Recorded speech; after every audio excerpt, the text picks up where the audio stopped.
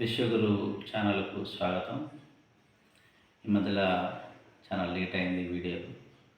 మళ్ళీ 2024 సంవత్సరం నుండి వీడియో స్టార్ట్ చేద్దాం. మీ అందరికీ నూతన సంవత్సర శుభాకాంక్షలు. ఈ 2024 సంవత్సరాన్ని మనం అందరం ఆరోగ్య సంవత్సరంగా ప్రకటిద్దాం. మనకు ఆర్థికంగా ఉన్నప్పటికీ కూడా చాలామందికి రకరకాల వ్యాధులతో బాధపడుతున్నారు. అందులో డయాబెటిక్ ఒకటి. డయాబెటిక్ అంటే చక్కెర వ్యాధి అని మనం చెప్పుకుంటుంటాం. ఈ డయాబెటిక్ మీద రకరకాల అపోహలు ఉన్నాయి. ఏం తినాల విషయంలో డాక్టర్స్ కూడా వీళ్ళకు సరైన సూచనలు ఇవ్వడం లేదు. చాలామంది ముఖ్యంగా అపోహపడేది ఏంటంటే, మేము పొద్దున రవ్వ తింటున్నాము, మధ్యాహ్నం అన్నం తింటున్నాము, సాయంత్రం రొట్టె తింటున్నాము అని చెప్తున్నారు. కానీ ఈ మూడు కూడా కార్బోహైడ్రేట్సే.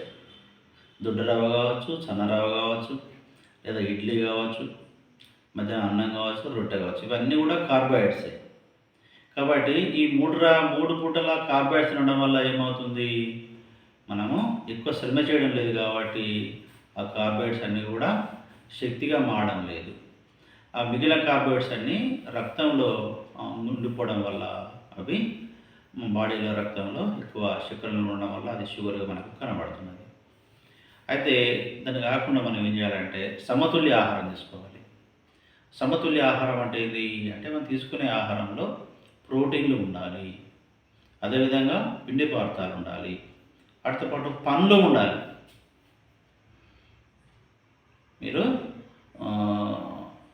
మార్నింగ్ రొట్టె తీసుకోవడము, మధ్యాహ్నం గింజలు తీసుకోవడము, సాయంత్రం పండ్లు తీసుకోవడం. పండ్లు అంటే జామకాయలు, బొప్పాయి, నారింజ, ఇంకా మనం ఆపిల్స్ బాగా కాస్ట్గానే అవసరం లేదు. దానిమ్మ, నారింజ, జామ ఇవి చాలా బాగా ఉంటాయి. ఈరోజు మీకు సమతుల్య ఆహారం అంటే చూస్తాను నేను. ఇవి కుడుములు. ఒకప్పుడు మనము సాంప్రదాయ వంటలో కుడుములు చేసేవాళ్ళము. ఇందులో అనపకాయ గింజలు పచ్చివి ప్లస్ కొత్త బియ్యం ఉన్నాయి. ఈ అనపకాయ గింజల్లో ఏముంటాయి, ప్రోటీన్లు ఉంటాయి. ఈ కొత్త బియ్యంలో ఏముంటాయి, పిండి పదార్థాలు ఉంటాయి. ఇవి రెండు తీసుకోవడం ద్వారా ఏమవుతుంది, అది సమతుల్య ఆహారంగా ఉంటుంది. ఇవి రెండు తీసుకోవడం వల్ల ఏమవుతుంది, ఈ గింజల్లో ఉన్నటువంటి ప్రోటీన్లు అవి కార్బోహైడ్రేట్స్గా మారడానికి 5 గంటలు పడతాయి.